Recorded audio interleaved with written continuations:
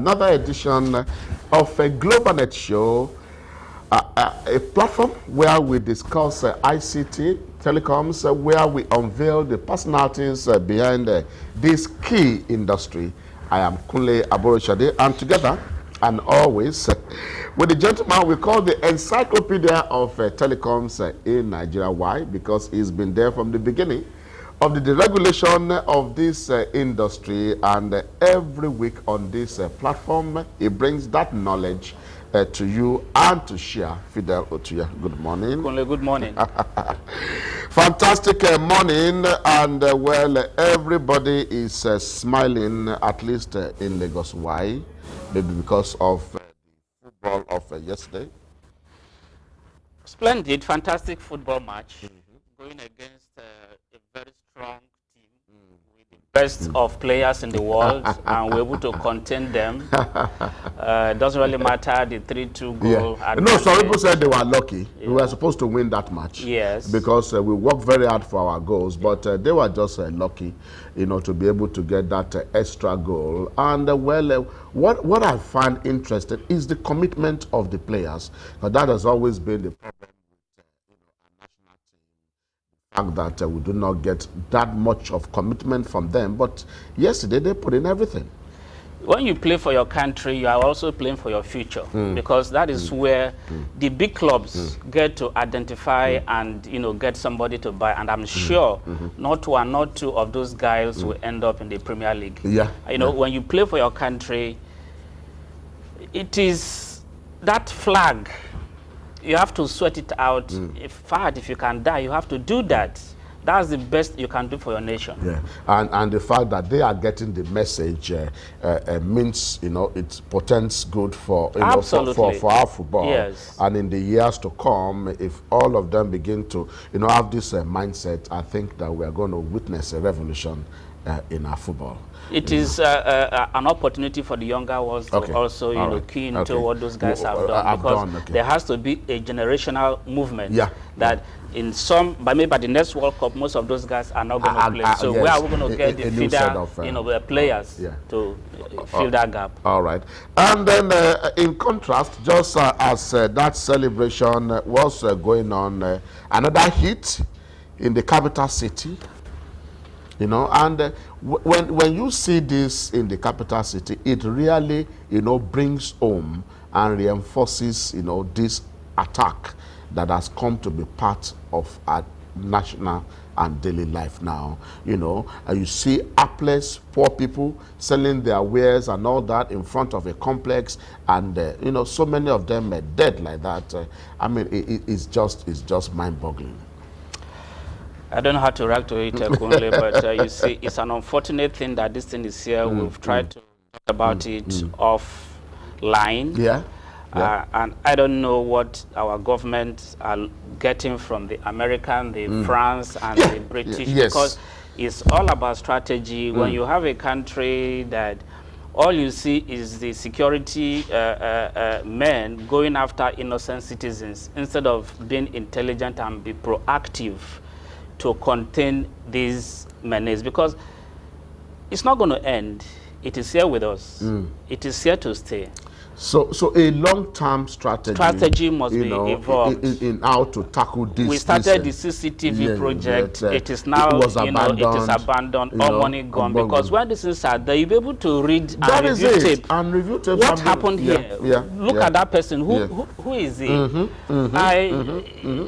I'm not feeling too good with this sort of things happening. And you know, the Daily Telegraph lost their North Operations editor.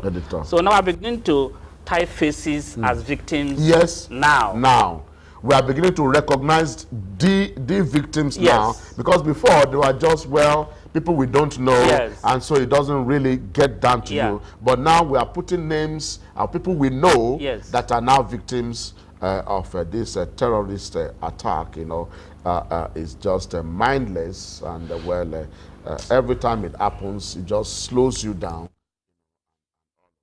Okay, well, what can we do? What can we say? We continue to hope that the security forces will begin to see this as a special task, you know, and like you said, Fidel, the Americans, all of the assistance in finding the Chibok girls. A month after, we don't know what is happening. What is Nobody's happening? saying anything.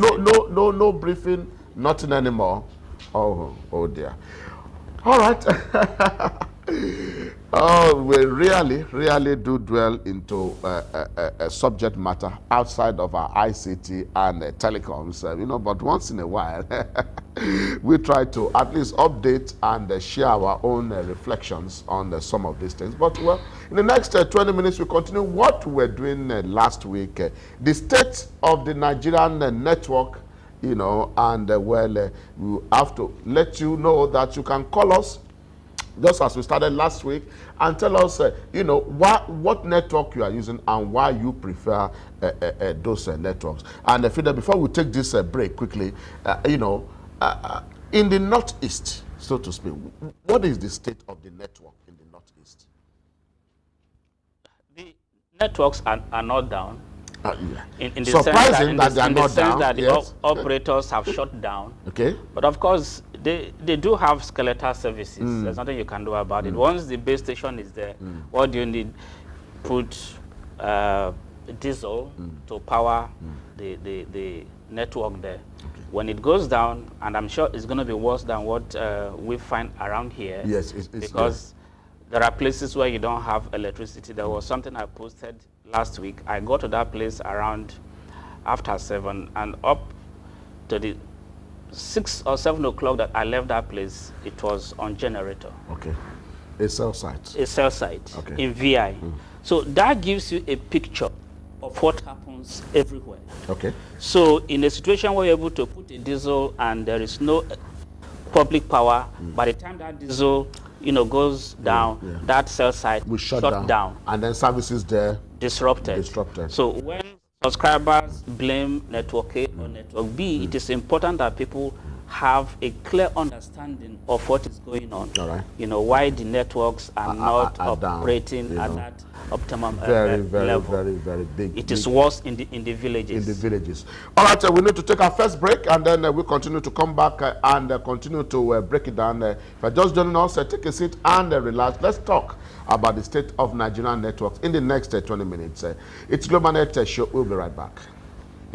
Of a Nigerian network, I was asking Fidel before we went on that break to look at what could be happening in the Northeast, where there is so much disruption to normal living, you know, and that must affect, of course, telecommunication gadgets there, the cell sites, how to maintain all of that. For example, Fidel, we know that in Chibok there must be a cell site there, but how is it being maintained? Who goes there to feed the diesel? You're asking me as if I belong to the networks. I'm just but thinking, of course, no, it is a given. You have worked with the networks. It is you a know given. the operations of the networks, you know, because you are an insider. Yes. You know how you deploy people there, you know, to your cell sites and all of that. That's why I'm asking you. I mean, imagine that you are transferring a staff now to Borno State and to Chibok. Will you not try to even to go to Maiduguri will be difficult take for anybody. Yeah. I read the paper yesterday where the president was quoted as saying that the insurgency thing is affecting the economy. It has to. So